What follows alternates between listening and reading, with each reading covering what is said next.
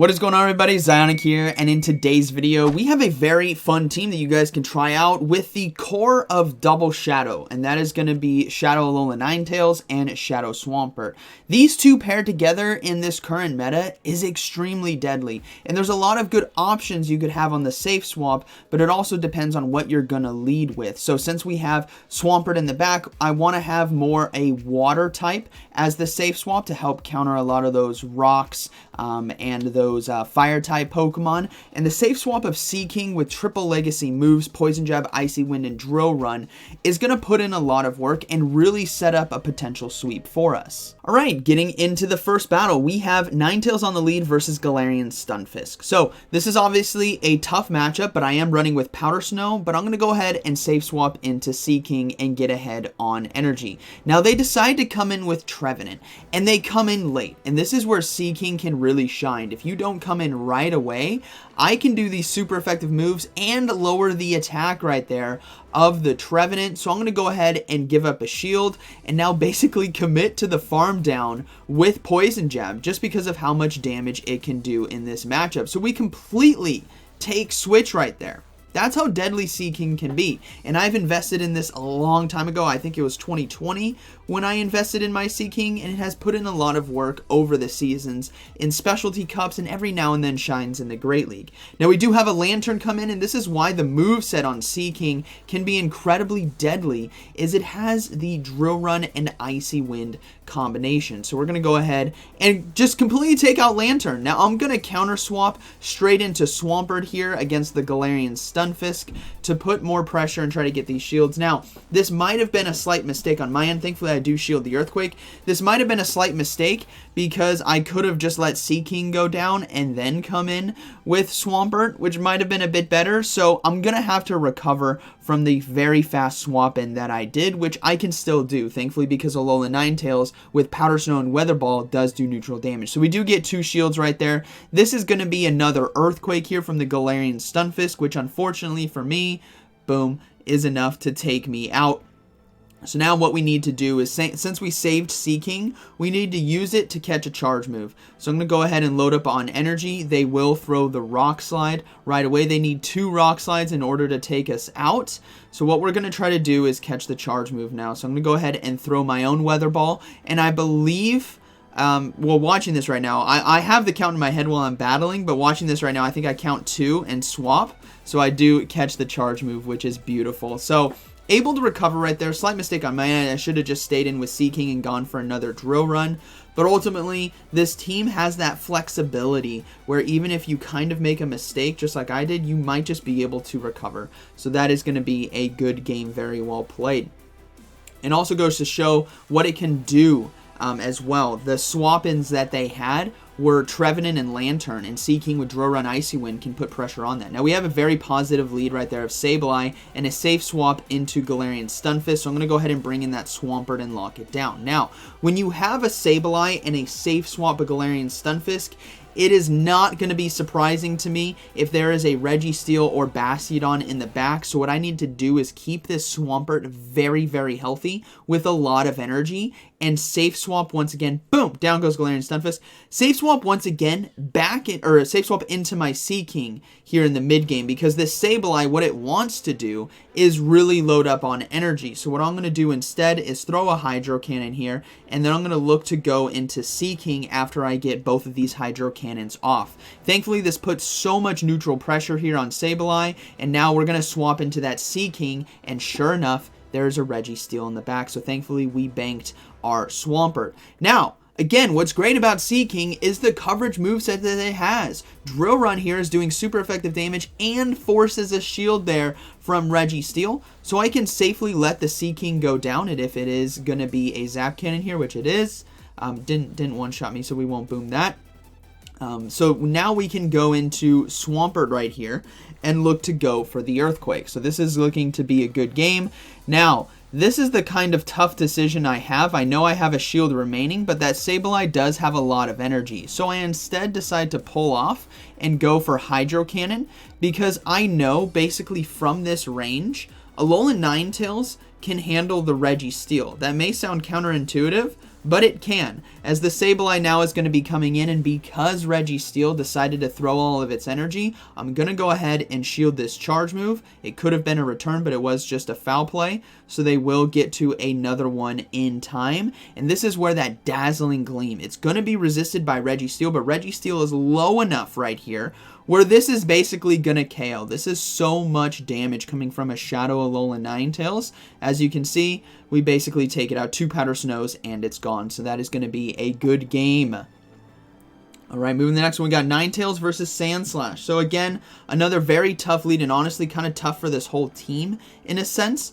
But we see them swap into Togekiss, which I thought was kind of interesting. I think this might be a misplay on my opponent. We'll have to see what their final Pokemon is in the back. But with Poison Jab and Icy Wind, I mean, we're going to be putting in a lot of work here against Togekiss. So we're going to go ahead and go for another Icy Wind. If they decide to double shield, I mean, I can't do anything about it.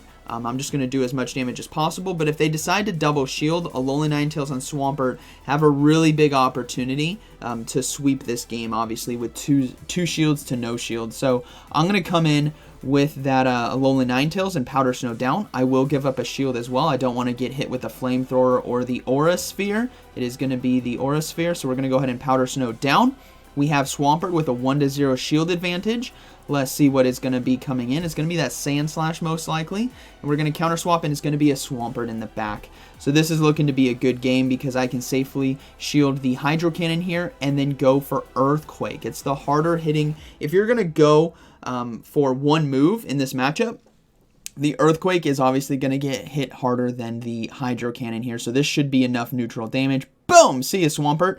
And then we are going to go for Hydro Cannon here against the Sandslash. I don't think I'm going to have enough time to get to an Earthquake for the one-shot, so I'm going to trust in Alolan Ninetales to finish this off and just get that guaranteed damage with Hydro Cannon here, because now the Sandslash has to throw, otherwise I get to another Hydro Cannon. So they do decide to throw, which is fine.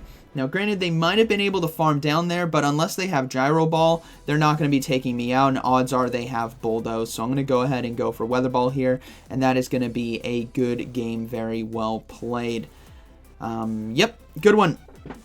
All right, moving into the next battle, we have Ninetales on the lead versus Excadrill. Okay, so another tough lead matchup, but the good thing about this matchup compared to the Galarian Stunfisk is our Weather Ball does so much damage. It's, I think, nearly 50%, right around there. So we're going to go ahead and shield the Rock Slide. We're noticing that, okay, they're winning CMP tie, so I really can't stay in this matchup because I'm just going to lose once all shields are down. So what I need to do is try to catch the charge move here on Seaking, but they instead decide to catch my own charge move. I was going to try to catch the no shield charge move, but now I swap into Swampert here against the Registeel, so things are looking good.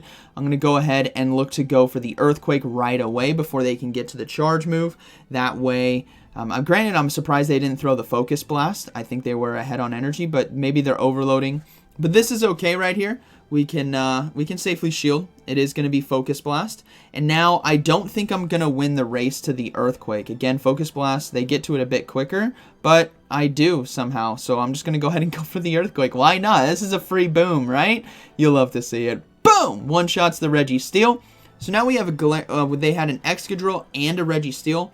They got to have something in the back that is weak to Alolan Ninetales, and it's actually going to be a Venusaur. So I'm going to push for this Earthquake right here to try to get it, but they throw the Frenzy Plant right away, which is good on them, stopping that damage. But ultimately, I think we might have it here with Alolan Ninetales. Battery comes up. So what I need to do is actually sacrifice my Seaking in order to win this game. So I'm going to go ahead and swap to catch the charge move here, because Seaking needs to soak this Frenzy Plant. It's a sacrifice. Boom! But I think it's going to be able to handle it because now I just need 2 Weather Balls, as the opponent is not at a Rock Slide. I think they are 1 fast move away. So we will have to see. Down goes Venusaur. In comes the Excadrill. They were 1 fast move away right there. So now this Weather Ball here is going to be, boom, taking out the Excadrill. 50% HP. I'm telling you, it's so strong. Good game. All right, moving to the next game. We have Stunfisk here on the lead once again. So we're going to go ahead and swap into that Seaking, get ahead on energy, and this time the Trevenant comes in a bit faster, and this is something to note. In Game 1, the Trevenant didn't come in as fast. here in the next battle. I don't know which one we're in, like 5 or 6. This time it came in really quick. So now I'm forced to shield that early Seed Bomb and go for an Icy Wind. If they decide to shield this, this is still an opportunity for me to get to one more Icy Wind, but I really can't go 2 shields in right here. Now I should be able to survive a Seed Bomb thanks to the Icy Wind debuff, as you guys are going to see. Pretty beautiful, Seeking able to survive. And this Icy Wind now is going to put a lot of pressure to get 2 shields here from Trevenant, which we do get. So that is absolutely perfect. Alolan Ninetales can now come in and load up on energy. So we'll have to see how we can pull this off. We're going to go ahead and fully Powder Snow down. I'm not going to worry about the Shadow Ball. This is double Icy Wind. It's going to hurt. It's still going to hurt. But we can safely save our shield for Swampert.